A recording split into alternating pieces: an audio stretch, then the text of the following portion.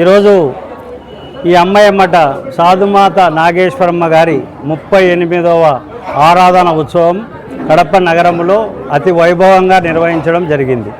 ఈ యొక్క ఉత్సవం ప్రతి సంవత్సరం సాధుమాత అమ్మయ్యమ్మది నాగేశ్వరమ్మది ఈ ఇద్దరి యొక్క ఆరాధన ఉత్సవాలు కడప నగరంలో దిగ్విజయంగా నిర్వహించుకుంటూ ఈ రెండు కార్యక్రమాలకు ఇక్కడ దాదాపుగా 1000 మందికి అన్నదాన కార్యక్రమాన్ని కూడా ఏర్పాటు చేయడం జరుగుతూ ఉంటుంది.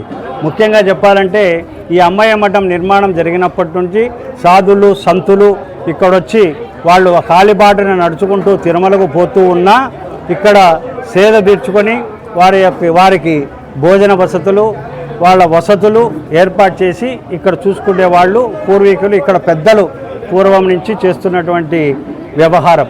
దానిలో భాగంగా ఇక్కడ ఈ సాధుమాత అమ్మయ్య మఠంలో ఒక చరిత్ర ఉంది. ఈ మఠంలో పూజించినటువంటి భక్తులకు ఇక్కడ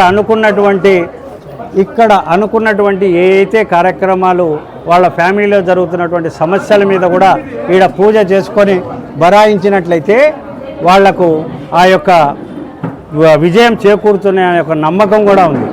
ఈ కార్యక్రమం నిర్వహించుకుంటూ ఈ ప్రాంతంలో ఉన్నటువంటి ప్రతి ఒక్కరూ కూడా అమ్మయ్య మఠానికి వచ్చి పూజ చేసుకుని వాళ్ళు వారి వంతు బాధ్యతగా ఈ యొక్క పూజా కార్యక్రమంలో పాల్గొనేవాళ్ళు.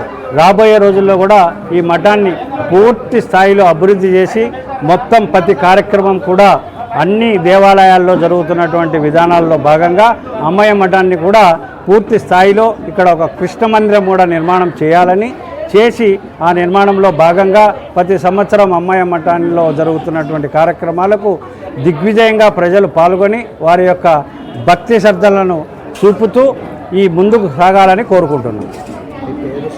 నా పేరు చలపతి, ఈ అమ్మయ్య మఠం కోశాధికారి. ఇక్కడ ఉన్నటువంటి వ్యవస్థను చూస్తూ గత 10 సంవత్సరాల నుంచి వ్యవహరిస్తున్నాను.